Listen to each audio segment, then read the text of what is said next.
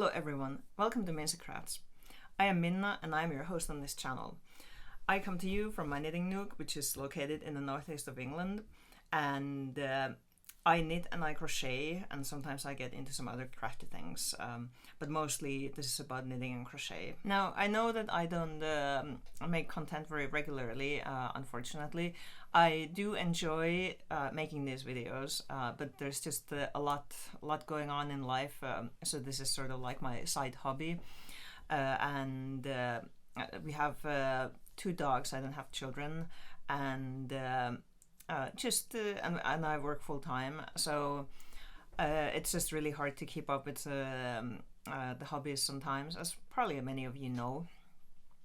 And the October is now in full swing, and I have to admit that fall is not my best time in terms of energy levels. Like, I really like all the seasons. I really appreciate all the different things that they bring to you. But since like about let's say like it was probably like 5 or 6 years ago, I started noticing that I was getting really tired in the fall. And I didn't really know why that was at first, and it took me a while to realize that I was suffering from winter blues. In fact, I think it was a colleague at work who pointed out that I don't think I would have understood or realized it myself. And so I try to do things the most I can, and I have the energy for it.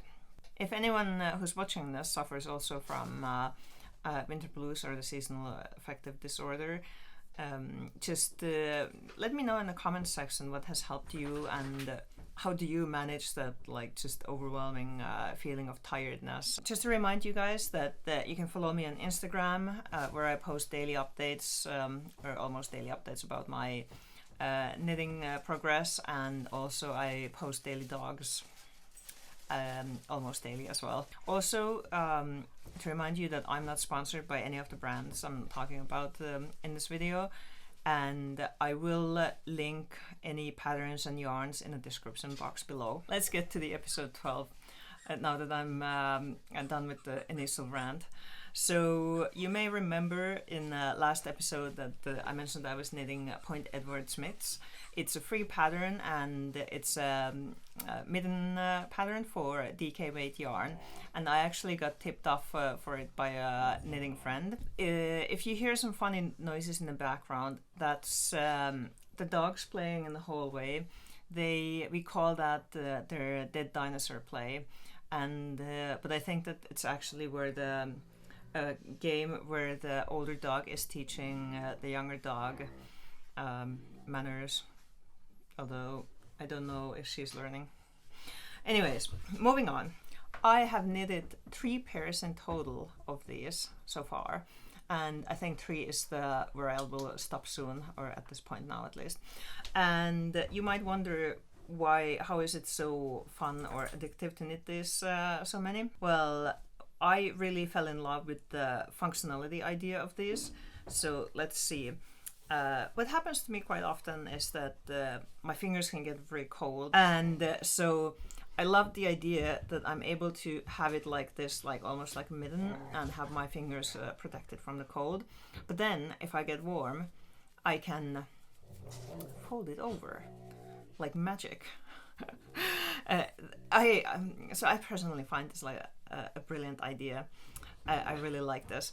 And actually this first pair that I've knitted, this was the first pair. This is going to be my dog walking middens, which is definitely one of those areas where I can get like cold fingers, or then after having walked a little bit further, I might get very warm. So it's nice to have this option of like uncovering and covering up again. The yarn that I used for these was I went to my stash and I found this very old yarn I purchased many years ago in Finland. This is a brand called Novita. They are a Finnish yarn manufacturer, and this colorway is called Punatulkku, which translates to bullfinch. and I have a feeling that West Yorkshire spinners have, or at least they have had this colorway in their 4-ply yarns at some point, if not anymore. But I really like this. This is also, I find this very Christmassy color, personally. The yarn is, so this is a DK weight yarn. It came as a 150 gram ball, and there was 300 meters in this. And this is 75% wool and 25% polyamide. The needle size recommendation is 3.5 to 4 millimeters, but like I said already, these are made with 3.5. The second pair I've knitted is with West Yorkshire Spinners Colourlab DK yarn, and this color is the let me just electric blue. So I got this yarn at my local yarn shop. I want to say I got this when they had their summer sale this year, so this has not been maturing in my stash for very long. So this was a 100 gram ball, and it says 225 meters in it, and it's 100% wool. It's very lovely wool to knit with. I like this very much, and I like the color. It's like very visible. So these ones are going to be my city mitts. So I will wear these for when I go to work in town. And again, the same idea, folding it over. The third pair, which is not, they are not quite finished yet. Oh, and also I should say that I've actually not used these yet in practice here, because it's not been cold enough yet. We've had a very unusually warm weather for the fall so far. So the third pair, you see that I haven't weaved in the ends yet. This is for my husband, and this is in the Newcastle United colors. He's a fan of the team, and I made these ones. It's a little bit. Hey, what are you doing? Sorry about that. Who knows? Yes, so like I was saying, these are for my husband, and actually, interestingly, I noticed that the gauge was not quite the same between the DK yarns with the Novita DK yarn and oh yes, most important thing to mention about the Novita DK yarn is that this is they've had this around like ages. This the style, it is called Seitsemän veljestä, which translates to 7 brothers, and so yeah, I can't believe I forgot that. Oh well. So interestingly, the gauge I don't think was quite the same. So these ones are slightly bigger, but for my hand it doesn't matter. I don't know if like it shows really here even. So it was fine for me, but when I had my husband try these on, his hands are maybe just a little bit bigger than mine. He did say that these were slightly too tight. So what I modified the pattern for his hand by adding 4 more stitches in total, and then I followed the pattern otherwise just completely. I also, the stripes, I did them in 12 rows tall, and the last one is not quite 12 rows. He tried this on and he was happy with them. So all that's left to do is to weave all this in. And the reason why I didn't carry the yarn along with this was because when I knitted the hat for him in the same colorway in early this year or end of last year, I noticed that when I did that, this is such a strong contrast colors that despite trying to be very careful, it still kind of like showed through. Plus, then when you're folding this, you don't want to have to like see the black yarn running here like this. So nope, I will aim for perfection.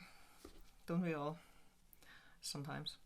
And yes, the yarn that I used for this is also Colourlab DK by West Yorkshire Spinners, and these ones I also purchased from Ready Steady Knit here locally at their summer sale just this summer.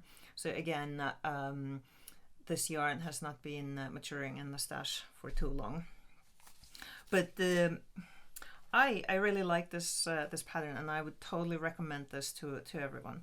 Let's dive into this pattern a little bit. I think that this pattern was very well written overall, like very clear and easy to follow. Definitely easy to follow, with the one exception, and I will show you if you can see. So the ribbing is twisted. Does it? It's a little fuzzy, isn't it? I think you can probably see that it doesn't look like a regular kind of knitted stitch in the ribbing, and so the thing that I thought was a little bit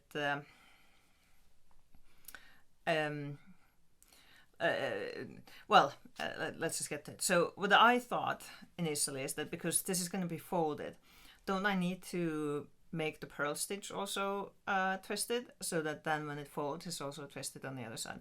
And don't do that. I tried, and so what happens actually with the twisted ribbing or the twisted stitch here is that the fabric feels a little bit different, like it makes it a little more stiffer in my opinion than regular ribbing. And when I tried to make it as twisted knit stitch and twisted purl stitch, it was very kind of tough, and it didn't stretch as much, and also it was a little bit it just didn't like work out. So don't do that. It's still pretty even though it's not twisted on this side. And but that wasn't clear to me in the pattern, so I kind of asked my friend who had knitted these before, and he said, after thinking back a little bit, so he said that he just did the knitted stitch as a twisted one. They recommended doing a to cast off or bind off. Jenny's surprisingly stretchy bind off, and it's quite easy to learn. I hadn't done that before, and it actually makes it very, very stretchy. So for the purpose of like folding it over like this, I think it's really works really well for this. Then for the thumb gusset, there is so it says to, when you're knitting, the placement is the same on both hands, and I think it works out fine. So the original pattern says to knit in a way that it's make one left, make one right on the increases here, and now that works out well if you're a right-handed knitter. But then since I'm a left-handed knitter, I had to remember, I think I maybe even forgot the first time, the first increases I did the very first pair, that I need to think about the direction, because right-handed knitters knit from, let me not think, knit from right to left, whereas I knit left to right.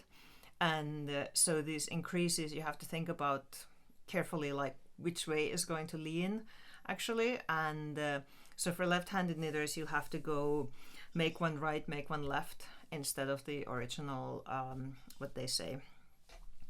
But for this pattern, even if you don't change the direction of the increase, I don't think that would really make a big difference, because you're still going to get that increase. It just leans a different way, and it you probably wouldn't be able to like really tell. I can't really even see the direction on this myself. Also, this past weekend I went to visit Ready Steady Knit, because I saw on Instagram and Facebook that they had something called a yarn extravaganza event, and I don't know about the pronunciation there, but give or take, yarn extravaganza event. And so this included, if you made a purchase for over £10, you got a small free gift, and also they had a donation bucket for Macmillan Cancer Care, and some secondhand knitting and crochet books, and then they had something called yarn amnesty. So if you have yarn that you don't like anymore, because we all might have something in our stash that we purchased once upon a time, we loved it at the time, but then we kind of didn't love it anymore. And there's actually a really fun video by Wool Needles Hands, where she talks about how to fall back in love with the yarn that you may have may not like as much anymore. So I went there and I got a little goodie bag for myself, and they made it all pretty with the stamp there on the bag, and I didn't go like crazy. But it's nice to support your local shop, isn't it? So I got a couple of patterns by, these are by King Cole. I really like vests, and I would hope to have some time to knit more vests. So they have had these kinds of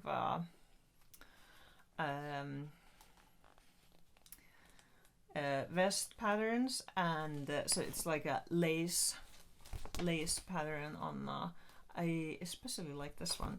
And then they had a raglan sleeve sweater and cardigan version as well, and the both of these then have like this kind of what do you call that now, cable. So both of them have a cable design included in them.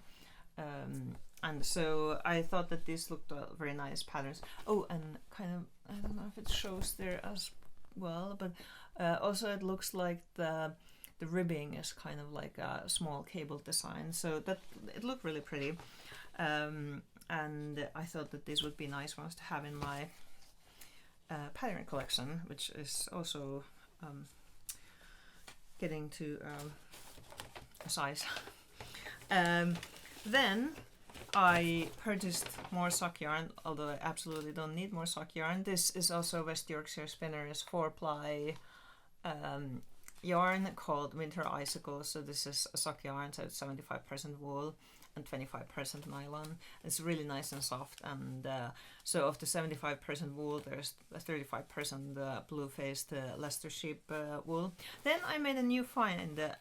This is King Cole homespun prism double knit yarn, and so this is something new. It has like little speckles in it, or specks, so I guess it is going to be a little bit like have a little tweed look to it, and so this is very pretty color, but additionally it's very nice and soft, and the composition of this one is 22% merino, 22% alpaca, 23% polyamide, and 23% acrylic, and 10% viscose.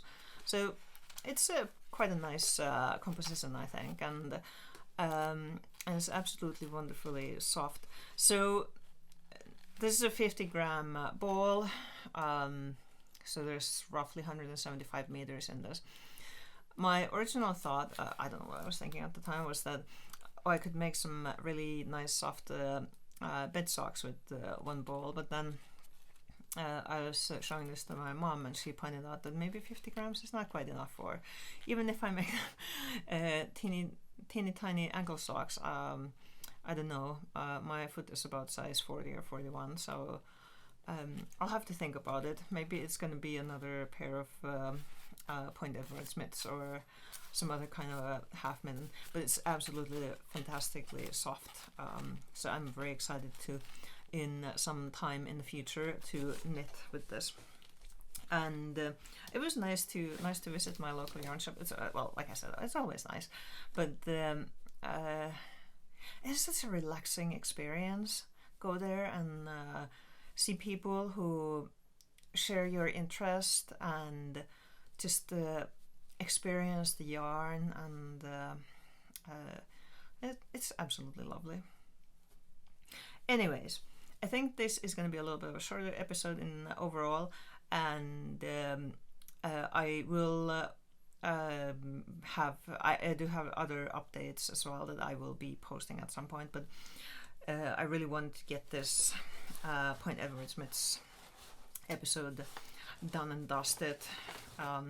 Not quite as quickly as I really hoped for it to happen, but got them anyways done. And in the comments section, please do let me know if you have knitted this yourself, and how did you find the pattern, and were they as functional as I imagine that they are going to be. So I'm quite interested in hearing your opinions about this as well. So thank you very much, everyone. Thank you for listening, and I'll see you next time. See ya.